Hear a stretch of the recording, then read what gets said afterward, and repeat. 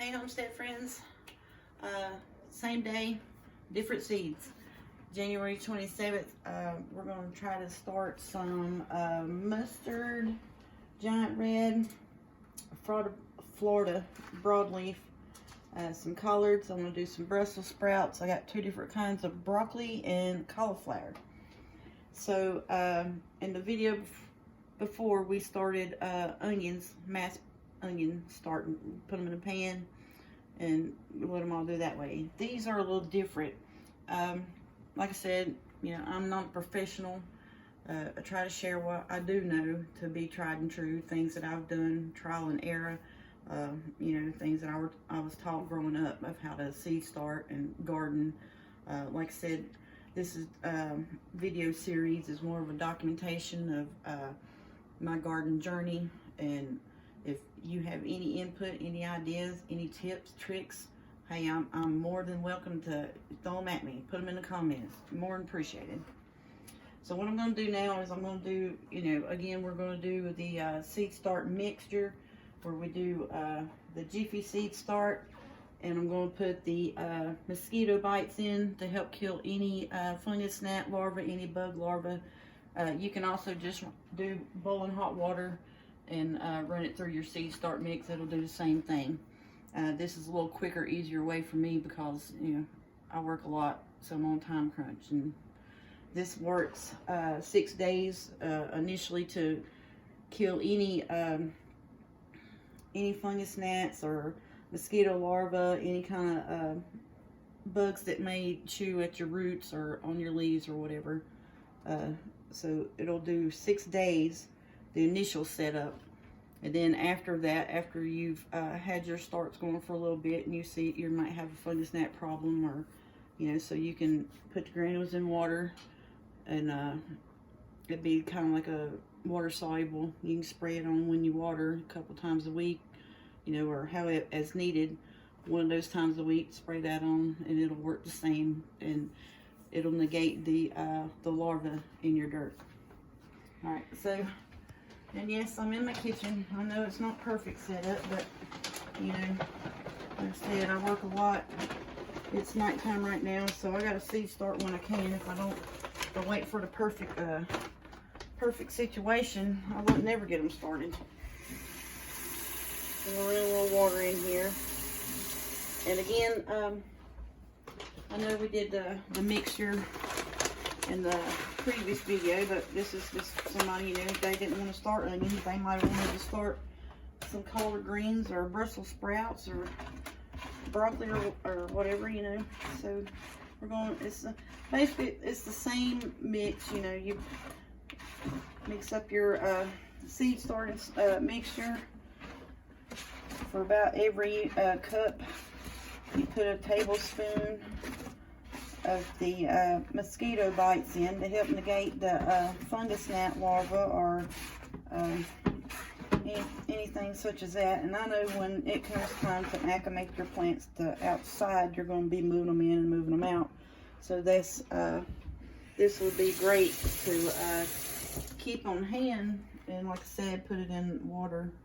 It comes water soluble, and you can spray it on there. So if you were to, you know, get gnats or whatever in your starts as you move them out to get them acclimated outdoors before you get ready to transplant them outside, then that would take care of the fungus gnats that you might attract while they're outside getting friendly with the sunlight and the wind.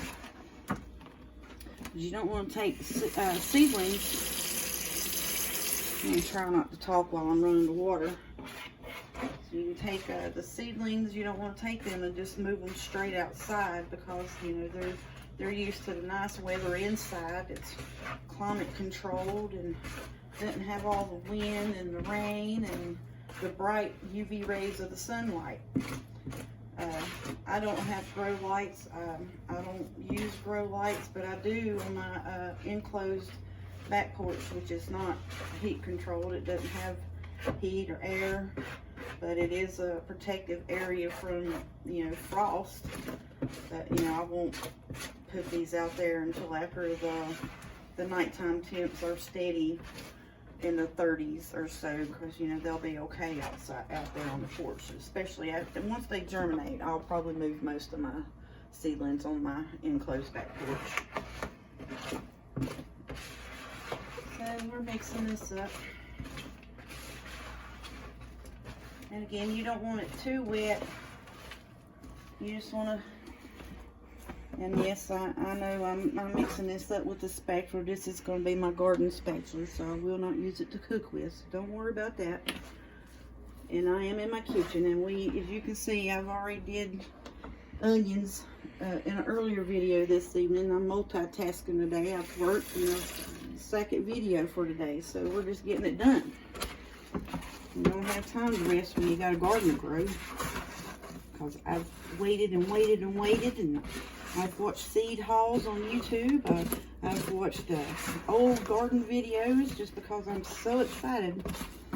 I got to get these seeds in some dirt so I can be like, oh, let's go plant them. Then I'm going to have to wait till the frost, because frost will fool you around here. Our last frost date is usually around April the 28th. Last 2 years, you plant stuff outside, you got seeds in the ground. I planted green beans last year. They were growing, actually started putting on flowers not even 2 weeks after I had planted them from seed. Wouldn't you know, we had a frost May the 15th. That's the second year in a row that it's frosted May the 15th. So this year, I think I'm going to wait to make sure. Even on the 10-day forecast, it didn't even call for it. But this year, we're going to wait and make sure and certain. Alright, so here you go. See, it's not too moist. It sticks together. No water's running out of it. You know, it's falling apart. I'm sorry, I didn't mean to bump into you there, Miss Video Assistant. So we're going to take, and this actually works out great, you know. I don't like getting my hands dirty, even though I love to garden and be outside. I don't know, it's just a thing for me. So I usually use garden gloves most of the time. So you don't want to pack it tight, but you don't want air pockets in there either, because if you get air pockets, it may cause root rot if your soil's too damp. And you do see a little bit of soil or a little bit of water dripping out of this, which that's fine, but you know, we're going to put it in a drip pan. And this drip pan is an old roasting pan that I had, and so instead of me throwing it in the landfill and, you know, taking up landfill space with it, I'm just going to repurpose this thing and use it as a drip tray for my seeds. So it works out perfect. So it's got handles on it. It's not flimsy, you know, like some of the seed starting trays where you catch water in. So you just pack it in there. You don't want it, you know, packed like a brick, but you don't want air pockets. You know, it can cause damage to your roots. So you just pack it in there pretty good.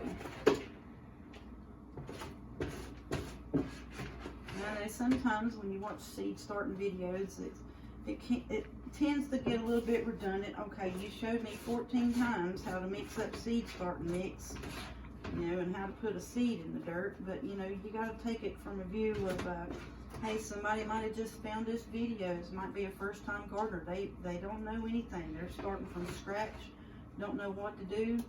So you know, when you do seed starting videos, you try to think along those lines of, you know, hey, not everybody knows what they're doing. So that's the whole purpose, you know, of doing the videos, is to be informative, not only to document your process, but also to be informative and be maybe a little bit contributed to a new gardener being like, hey, I want a seed start. Look how pretty that is. Oh, I would love to eat some Brussels sprouts. See that pretty head of cauliflower? I hope I get one like that. So maybe a new gardener would see that and be like, hey, I can start that from seed, just like she did. And I didn't have to, you know, go spend all this money. You know, like I said, this is a repurposed old roaster pan. These are repurposed. Actually, these came from free, and went by Lowe's and asked them if they had any old pots from trees or whatever. They had threw out some old plants and gave me these. So it don't hurt to ask. So these are repurposed from last year's plants that I didn't even have to buy. Lowe's gave them to me, these little pots here. So sometimes you can go by Lowe's hardware and they'll be more than happy to give them to you. Sometimes the starter companies that they have or get their starts from will come back and collect them back up. And so what I'm going to do right now is I'm going to slide this over. No, all my pots aren't full, but I've got enough full to where you can get the gist of, you know, the start of each item that I'm going to start. So I'm going to start off with cauliflower, and I wish Lowe's would pick me up and sponsor me, because I talk so much about them, it's not even funny. Because, you know, Lowe's Hardware, Walmart, and Tractor Supply is about the only place around here that, you know, we can get in garden supplies, unless you order them online and wait 6 months. So I got these little plant name tags, as I call them, from Lowe's. They were 25 in a pack for, I think it was $2.87. That's bad. It's not bad to invest in them, because you can, like I said in a previous video when I showed them, where I wrote here on there, my chicken scratch handwriting, you can take that and wipe it off with rubbing alcohol, because it's a plastic. And that rubbing alcohol will take that Sharpie marker right off there, and you can reuse these year after year. Alrighty, so this is cauliflower. And you want to read on your pack, and it tells you the depth of how much to plant these. So it says 1/2 inch. So I'm going to put this cauliflower seed, one, well, I might do 2 in here, because these are kind of bigger pot. That way if they come up, then you know what, we'll just have a couple cauliflowers in there, if I can get the pack open. All right, so some of these seeds are small, some of them are, you know, these are tiny seeds, so you want to be careful and put you a couple out. That's why I said that in my previous, see, I done lost them here. So that's why I said in my previous video, once I open a pack of seeds, and I don't plan on planting the whole pack, then I put them in a zipper bag. So I'm going to take these seeds right here, I'm going to put it right here, and I'm going to use my little stick, and I'm going to push it down to where it's about a half inch. I'm sorry, I keep saying quarter, it's a half is what the packet said. So I'm going to push that one down in there, 1/2 inch, and just cover it up. And there you go. So basically, you would do all of these seeds the same way as I just did the cauliflower. It's, you know, like I said, I know it does get a little redundant, you know, over and over. This is how you do seed start mix. This is how you put seed in the dirt. The main thing is sometimes as gardeners, we got to remember, not everybody knows how to do this. So you try to talk to the new person that's just getting interested in it, that sees supply chains crumbling, sees empty shelves at the grocery store. You know, I'm not trying to get into a political thing, but I'm just saying, you know, you want to be more self-sustainable. That's what homesteading's all about, right? That's what growing your own food, knowing where it comes from, is all about. So the younger person, or even, you know, an older person, it's just, you know, hey, this is my free time. You know, my kids are grown. I want to start a garden. Give me something to do. You know, if they don't know how to do all this, yes, you're going to show, you know, do the seed mix, put the seed in this deep, you know, and stuff like that. Just, you know, try to be helpful, try to be nurturing to the future gardeners. And that's what homesteading and farming is all about. So, with that being said, I'm going to continue my little planting session tonight, so I can go get some rest. I have to work tomorrow night, so I probably won't do a video tomorrow. So, good luck on planting. I hope everything grows out good, and thank you guys for coming home with me. Y'all have a good night.